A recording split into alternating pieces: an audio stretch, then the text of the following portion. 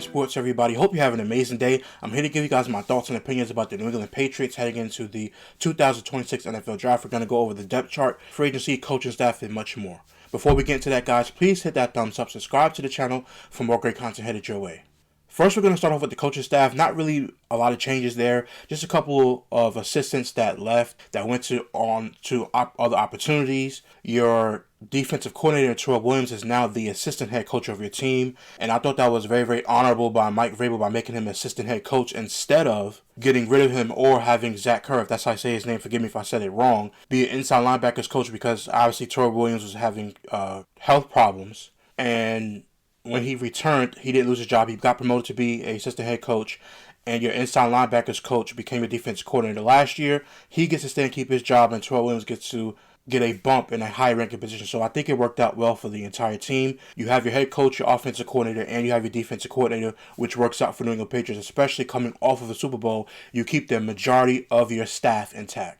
Next, we're going to look at the Patriots offense and the depth chart. And if you guys want to follow along, you go to ESPN.com and look at the Patriots depth chart. It helps out a lot when they add in free agency moves. And it's not an official depth chart, but it just gives you an idea on what certain things are going to look like, because the teams don't update the depth chart until the regular season starts. They have unofficial depth charts for the preseason, but this is just a good tracker. If you guys want to follow along, you go to ESPN.com while you watch the videos to follow along. So now we look at the quarterback room. Drake May, second team All-Pro, Pro Bowler, top 5 quarterback in the league. How could you not say he's not a top 5 quarterback after the season that he had last year? I thought that he was the MVP. I told you guys I'm unbiased when I do these videos, and on the channel when I talk about the NFL. But Drake May, to me, in my opinion, was the MVP after last year's season. I thought he did a lot more with less. Now, you could say they had an easy schedule, but the year before that, they were a 4th place team in their own division. They had a 4th place schedule. They rebuilt their defense, and they were able to get to a Super Bowl.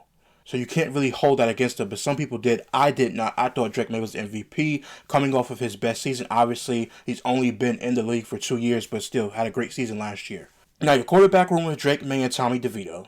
Obviously, I don't think Tommy DeVito is going to be your guys' permanent backup for the next 2-3 years. I do think you guys will draft a quarterback in this year's draft, probably in the later rounds, because obviously you guys know that Drake May is your starting quarterback. There's really no questions about that. So you have Drake May and Tommy DeVito. You're probably going to draft another quarterback because you release Joshua Dobbs because of salary cap implications. You save money, and getting a quarterback on a cheaper contract to come in and be the backup and learn the system behind Drake May, just in case Drake May gets hurt, that is always a good thing. And that's what these teams want, cheaper contracts when they go on the draft and actually draft players to be backups. So that's what it is. Your quarterback room is fine. Your running back room, let's move to that. Ramondre Stevenson and Trayvon Henderson is a good 1-2 punch at the running back position. I really like how Trayvon Henderson had 900 yards last year. I think he's going to be even better next year in what he did. Great season. Him and Ramondre Stevenson, to me, is a really good running back room. An underrated running back room, in my opinion, as well. So you're good at the running back position. Again, a third running back, just in case you have Elijah Mitchell, who's a veteran, and you have Terrell Jennings. Again, if it doesn't work, you can always draft the running back in this year's draft, even if you don't need one,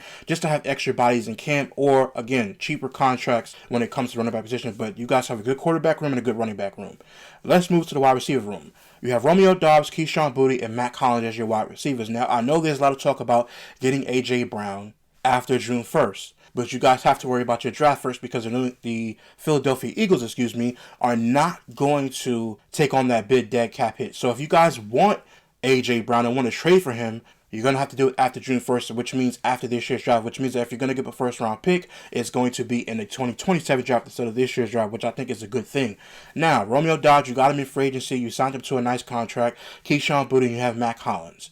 If I'm the Patriots in the first round and I can't get the defensive player that I want, I can't get certain players that I want, this is the first hole that you guys have. Not to say it's a big hole, because you can trust Matt Collins. He's a veteran wide receiver. You can trust Keyshawn Boutte. You can trust Romeo Doubs, because all these guys know how to play the game. But if you guys want to take it to the next level, if there is a wide receiver that is available in the draft, that is available when it gets to you guys' pick, and that's the best pick that you guys can get, I will get that. Now, do you guys need another defensive end? Yes. Do you guys need an offensive tackle to replace Morgan Moses, which we'll get to in a little bit? Yes, you do. But if there is a great receiver that falls in the draft or is there for the picking to basically get that player, you have to go out and get them. Now, right now, I'm looking at the draft prospects and the best players available. Obviously, the draft hasn't happened yet, but it tells you Mekhi Lemon, Jordan Tyson, Carnell Tate, Denzel Boston, and Omar Cooper Jr. are the top 5 wide receivers heading into this year's draft. And my opinion was that if you go into this year's draft and you need that receiver, and this is why I think you guys should take receiver if you guys don't take defense.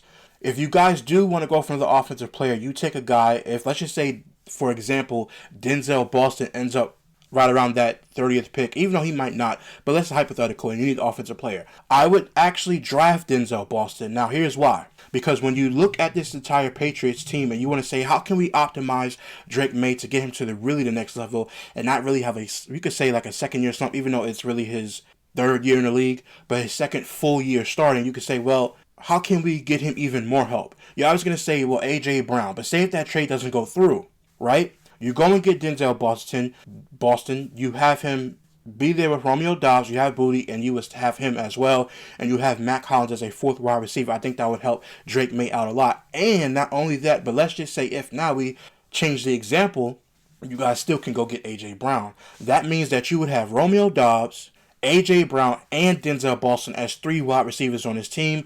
And then if you guys do trade for A.J. Brown after June 1st, you will still be able to take that first round pick and maybe trade Keyshawn Booty with that first round pick to Philadelphia, so Philadelphia could fill out their wide receiver position as well, and you get back A.J. Brown, who could be, you guys know that he is your number one.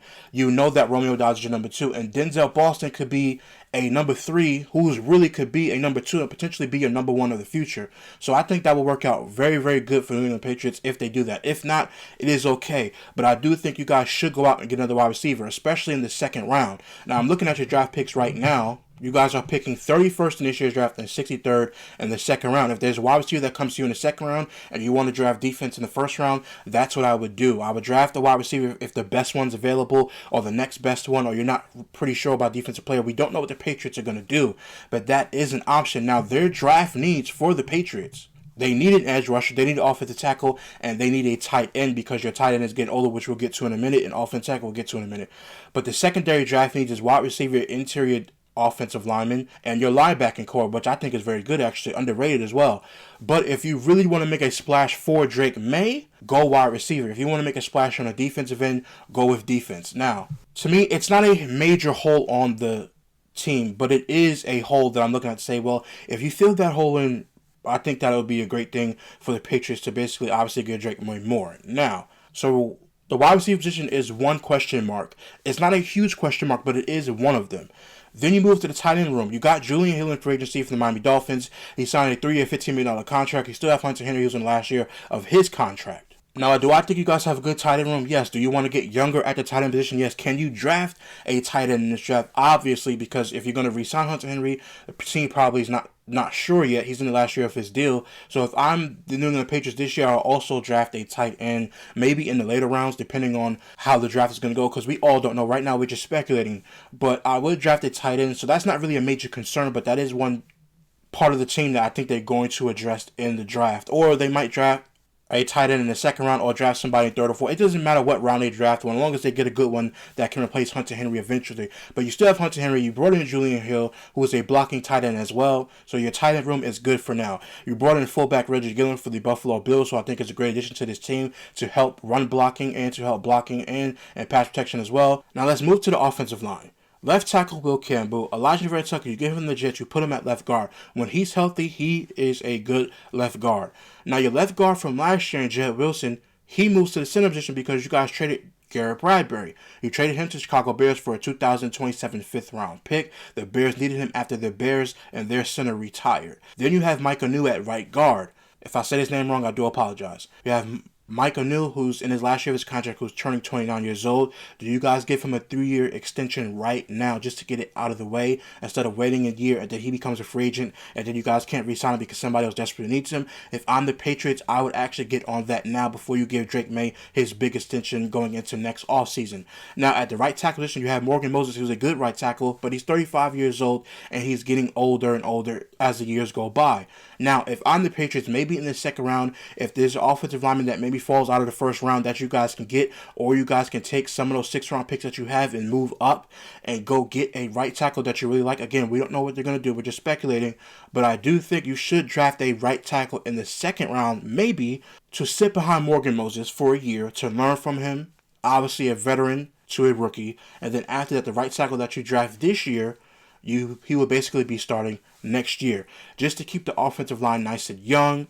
and keep Drake May nice protected. So I like this offensive line a lot. Again, Elijah Vera-Tucker is the key. If he's healthy, then this offensive line is going to be great. Now, Will Campbell left tackle, I did say myself that the team should move him to right tackle and draft the left tackle just in case if he couldn't play left tackle. And the reason why I was saying that, because I didn't want him to basically say, well, he's a draft bust at left tackle. Well, you can move to right and be better at right than left. Maybe he was a better right tackle, but Mike Vrabel did come out and say that, hey, no, we trust him to be at left tackle. So if Mike Vrabel says it, I'm going to trust Mike Vrabel that knows what he's doing. But if he does struggle this year, I will move him to the right and go get a left tackle next year, or get one in free agency if one becomes available. You never know. But if the team trusts him to be a left tackle, then I'll let it go for now. But again, left tackle, Will Campbell, left guard Elijah Vera-Tucker, center Jarrett Wilson, right guard Michael New, and your right tackle Morgan Moses. Again, get another right tackle. But I do like this offensive line protecting Drake May. So far, out of the entire offense that we went down, I would get a receiver, a tight end, and the extra offensive lineman to replace Morgan Moses because he's getting old. A receiver just for extra for Drake May, and a tight end because we don't know if they're going to re-sign Hunter Henry going out the season. So there's 3 spots on your offense that can make it enticingly better for Drake May heading into next year and beyond. Now we're going to move to the defensive side of the ball. You have Christian Baymore and Milton Williams. Now, you guys do need another defensive end. I'm only saying draft a wide receiver if you know that you want to really expand this offense under Drake May more, but that's just my opinion. Now, if you guys don't draft a wide receiver in the first round, I do think that you guys should draft the defensive end, and here's why. Because you have Christian Baymore on D-tackle, Milton Williams as your right end. You need more pressure from your defensive line to generate more sacks. This team last year was basically ranked 20th and sacks last year, so you guys want to basically bolster that up. So you take a first round pick. If there's a great defensive player, or a defensive lineman rather, that is going to be in the first round, and you guys can get him to help this defensive line, you should do that as well. So it's basically picking between a defensive end and a wide receiver. Now, if you do that, you help this D-line get more pressure on the quarterback. Even the pressure that you got last year, you're able to get even more this year and be better. You want to get a defensive end that can basically help you get sacks. And by the way, we come into this with a positive attitude about adding a defensive player. Not that, oh, this guy's going to be a draft bust or whatever the case may be. We're coming into this as you get a first-round pick, you draft him, you develop him, he's going to be a great player coming in. That's the positive side about it. So if you draft a defensive end, you'll be helping Christian Baymore, you'll be helping Milton Williams. So that'll be a really good defensive line if you add somebody else in the draft. Now, when you look at your linebacking core, you have Harold Landry, who last year had 8.5 sacks last year. You lose Kayvon Chasen to the Washington Commanders on a 1-year deal, so he leaves, but you bring in Dre'Mont Jones, who's with the Tennessee Titans and the Baltimore Ravens last year, who he had 7 sacks. So you replaced your linebacker, who you guys lost, who had, again, 7.5 sacks. You replace him and you bring in another lineman/linebacker who had 7 sacks. So, again, you guys got a good replacement for the linebacker that you lost in free agency. Now we take a look at your secondary. You have Carlton Davis III, who's a good corner. You have Christian Gonzalez, who's also a top 5 corner in this league. You also have Marcus Jones, who's a really good nickel corner in the NFL as well. Now, you have Craig Woodson, who was a rookie last year. He comes back this year. He started all 15 games last year that he played in.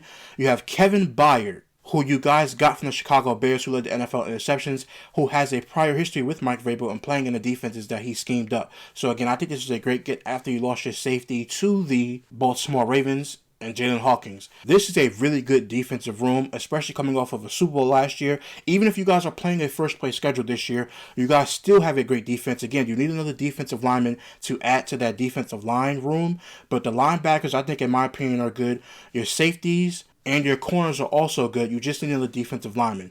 But throughout this entire process going into next year, I thought the Patriots did a fantastic job. I do expect you guys to win this division going into next year. Again, I had Buffalo finishing second. I had the New York Jets finishing third. And we all know, not to take a shot at the Miami Dolphins, but we all know the Miami Dolphins are going to finish fourth just because they're in a huge rebuild. They have a dead cap hit of over $100 million. So we all know what's going to happen with that team. But the Patriots, even though you're playing a first place schedule and you're coming off a Super Bowl, I think that this team, along with Mike Vrabel, Josh McDaniels, and your defensive coordinator, I do think you guys have a great outlook on next year's season with Drake May being so young and being in the MVP conversations already.